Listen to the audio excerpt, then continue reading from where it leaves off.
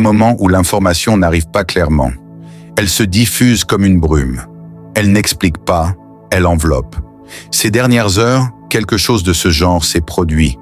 Une annonce officielle, quelques mots, puis très vite, le vide. Dans ce vide, chacun projette ce qu'il craint, ce qu'il espère, ou ce qu'il croit déjà savoir. Les faits existent, mais ils sont immédiatement recouverts par une couche plus épaisse, l'interprétation. Les titres apparaissent alors, les uns après les autres. Certains parlent de rappel, d'autres d'urgence. Certains évoquent une décision administrative. D'autres suggèrent un geste politique lourd de conséquences. Les mots changent, le ton change, mais l'événement reste le même. Et pourtant, à force de répétition, ce ne sont plus les faits qui dominent, ce sont les émotions. La contradiction devient elle-même une information, comme si l'incertitude suffisait à créer un sens. Très vite, un mot s'impose. Il circule, il s'imprime dans les esprits, il s'infiltre dans les discussions. Sanction, un mot fort, un mot chargé, un mot qui fait peur, mais un mot qui, pour l'instant, n'est appuyé par aucun élément concret. Il est posé là, presque naturellement, comme une évidence, alors qu'il n'est encore qu'une hypothèse. Et pourtant, il agit. Il transforme une procédure en menace, un mouvement administratif en signal hostile. C'est à ce moment précis que le climat change. Les faits deviennent secondaires. Ce qui compte, c'est ce que l'on ressent. L'inquiétude circule plus vite que l'analyse. Les réseaux s'emballent, les certitudes s'installent avant les preuves, et chacun commence à combler les silences avec ses propres conclusions. Quand une information circule trop vite, ce n'est plus une information, c'est une émotion. Et dans ce brouillard, une question s'impose, discrète mais essentielle. Que savons-nous réellement et que sommes-nous en train d'imaginer? Pour comprendre ce qui se passe réellement, il faut d'abord ralentir et revenir aux bases. En diplomatie, tous les gestes n'ont pas la même signification que dans le langage politique ordinaire. Un rappel d'ambassadeur n'est pas, par définition, une sanction. Il ne signifie ni rupture, ni punition, ni message hostile automatique. C'est un outil administratif et politique utilisé par les États depuis des décennies, souvent sans qu'il ne provoque de crise ou de tension visible. Dans de nombreux cas, ces rappels interviennent au moment des transitions politiques, notamment au début d'un nouveau mandat présidentiel. Lorsqu'une administration change, il est fréquent que le nouveau pouvoir réévalue ses représentants à l'étranger. Non pas parce que ces derniers ont mal agi, mais parce que chaque président souhaite travailler avec des diplomates qui incarnent pleinement sa vision, son style et ses priorités. Ce mécanisme n'a rien d'exceptionnel. Il est inscrit dans le fonctionnement même des grandes puissances diplomatiques. Il est aussi essentiel de rappeler ce qu'est réellement un ambassadeur. Ce n'est pas un fonctionnaire neutre et détaché du pouvoir politique. C'est le représentant personnel du président qui l'a nommé. Il porte sa ligne, ses orientations, sa lecture du monde. Lorsque le président change, cette relation directe est naturellement remise en question. Ce n'est pas une remise en cause du pays hôte, mais une réorganisation interne du message que l'État souhaite projeter à l'international. Aux États-Unis, cette logique s'inscrit dans une continuité institutionnelle bien connue. Les administrations se succèdent, mais les règles demeurent. Les rappels, les remplacements et les réaffectations font partie du cycle normal de la diplomatie américaine. Ils touchent simultanément plusieurs régions du monde, sans hiérarchie émotionnelle entre les pays concernés. En diplomatie, le geste le plus bruyant est parfois le plus banal, et c'est souvent dans cette banalité que se cache la véritable lecture des événements, loin des interprétations immédiates et des raccourcis émotionnels. Un élément essentiel est souvent laissé de côté dans ce type de séquence médiatique, alors qu'il change profondément la lecture de l'événement. Il ne s'agit pas d'un cas isolé. Les chiffres existent, ils sont publics, mais ils circulent moins que les interprétations. Plusieurs ambassades sont concernées en même temps, dans des régions différentes, à des milliers de kilomètres les unes des autres. Ce simple constat suffit déjà à déplacer la question. L'Afrique est touchée largement, mais elle n'est pas la seule. Des pays d'Asie sont également concernés, tout comme certaines capitales européennes et d'autres régions du monde. Cette dispersion géographique rend difficile l'idée d'un message ciblé ou d'un avertissement adressé à un seul État. Lorsqu'une décision traverse autant de continents, elle ne peut pas être lue avec une seule grille de lecture locale ou émotionnelle. Dans cet ensemble, l'Algérie n'apparaît pas comme une exception, encore moins comme un cas particulier. Elle s'inscrit dans une liste plus large, dans une dynamique globale. La perception d'isolement naît souvent d'un regard centré uniquement sur soi, mais les faits racontent autre chose. Ils montrent une vague, pas un point précis, un mouvement coordonné, pas une réaction ponctuelle. C'est ici que la logique change. On quitte le terrain du face-à-face pour entrer dans celui du système. Il ne s'agit plus d'une relation bilatérale tendue, mais d'une réorganisation d'ensemble. Les décisions ne répondent pas à un événement unique, mais à une vision plus large de la diplomatie et de sa représentation. Quand un événement touche 15 pays à la fois, la question n'est plus « Pourquoi nous ?», elle devient autre chose, plus discrète, mais aussi plus révélatrice. Derrière les décisions diplomatiques, il y a toujours des trajectoires humaines, souvent ignorées lorsque l'actualité s'emballe.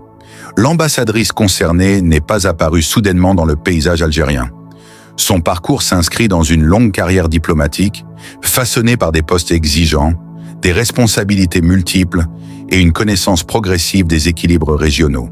Elle arrive en Algérie avec une expérience déjà dense, loin de l'image simplifiée que l'on projette parfois sur les représentants étrangers. Durant son mandat, elle ne s'est pas contentée des salons officiels et des communiqués protocolaires.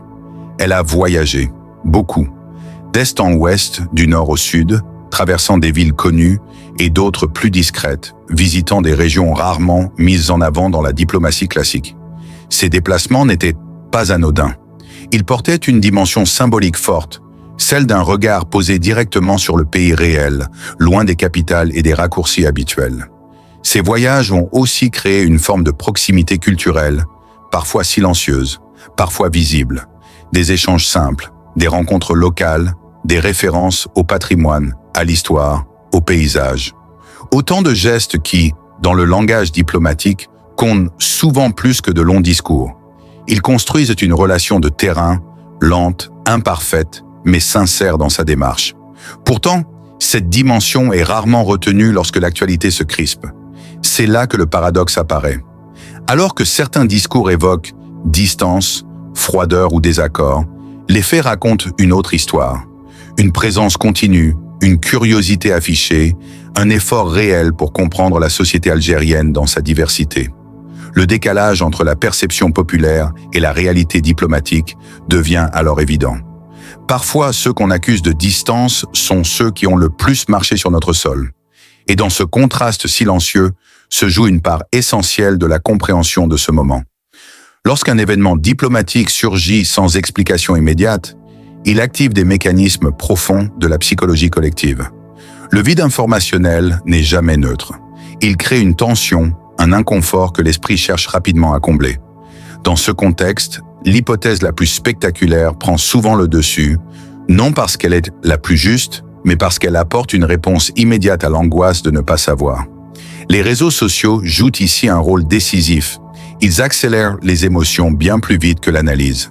Une interprétation devient virale en quelques minutes, répétée, amplifiée, transformée. Chaque partage ajoute une couche de certitude, même lorsque les faits restent flous. Ce rythme impose une logique binaire. Soit tout va bien, soit tout va mal. Entre les deux, il n'y a plus de place pour la nuance, pourtant essentielle en matière de relations internationales. Dans ce climat, le récit dramatique devient presque nécessaire. Il structure la peur, donne un sens immédiat à l'événement, identifie un moment de rupture. Parler de sanctions, c'est transformer une procédure complexe en histoire simple, compréhensible, émotionnellement forte. C'est aussi offrir un rôle clair aux spectateurs, s'inquiéter, se défendre, réagir. Le problème, c'est que cette mise en scène réduit la réalité à un scénario trop étroit. La simplification excessive rassure, mais elle appauvrit la compréhension. Elle élimine les contextes, les temporalités longues, les mécanismes institutionnels. Elle remplace la question par une certitude, l'analyse par une réaction. Et face à cette dynamique, une interrogation s'impose naturellement, sans accusation ni jugement. Est-ce que nous analysons encore ou est-ce que nous réagissons ? Cet épisode dépasse largement la question d'un rappel d'ambassadeur ou d'un geste diplomatique isolé. Il nous confronte avant tout à notre rapport à l'information, à la manière dont nous la recevons, la filtrons et la transformons. Dans un monde saturé de flux, chaque message est immédiat. Chaque alerte se diffuse comme une onde qui touche l'émotion avant la réflexion. Et face à cette profusion, la tentation est grande de réagir avant de comprendre, de juger avant d'observer, de conclure avant de vérifier.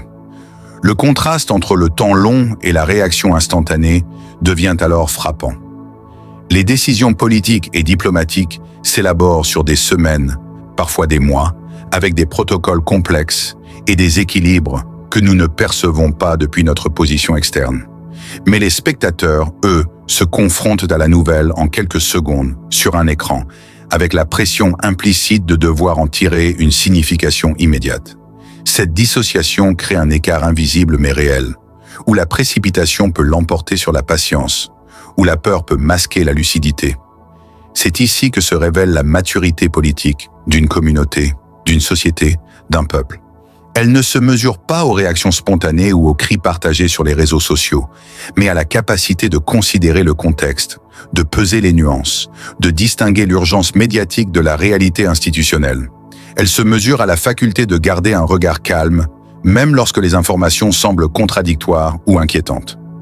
La maturité n'élimine pas le doute, elle le transforme en questionnement, en curiosité, en vigilance éclairée plutôt qu'en panique. Mais cette maturité n'est pas seulement individuelle, elle se déploie collectivement dans ce que l'on pourrait appeler l'intelligence collective. Observer, confronter les points de vue, échanger des informations fiables, analyser avec méthode avant de relayer ou de réagir. Voilà ce qui fait la force d'une communauté face à l'inattendu. Une intelligence collective bien exercée permet de traverser les tempêtes d'émotions et de rumeurs avec un esprit plus clair et plus sûr, même lorsque les événements paraissent déstabilisants. Elle transforme l'indignation en compréhension et la confusion en discernement. Ainsi, chaque événement, aussi mineur ou spectaculaire qu'il paraisse, devient un miroir. Il reflète non seulement la complexité du monde extérieur, mais aussi notre manière de le percevoir et de l'appréhender. Dans ce miroir, nous voyons nos instincts, nos attentes, nos craintes, mais aussi notre capacité à observer avant de juger, à écouter avant de réagir. Et c'est dans cette capacité que réside une force silencieuse mais réelle. Une nation forte ne s'inquiète pas à chaque rumeur. Elle observe, elle questionne, elle retient, elle regarde au-delà du bruit et du flux. Elle apprend à ne pas confondre l'instantanéité de l'information avec la profondeur de la réalité. Dans ce jeu d'ombre et de lumière, le spectateur est invité à prolonger l'observation, à revenir sur les détails, à explorer les zones de flou. Les questions restent ouvertes et c'est précisément cette ouverture qui nourrit la réflexion, encourage le dialogue et donne envie de revenir. La vidéo se termine, mais la réflexion, elle, continue.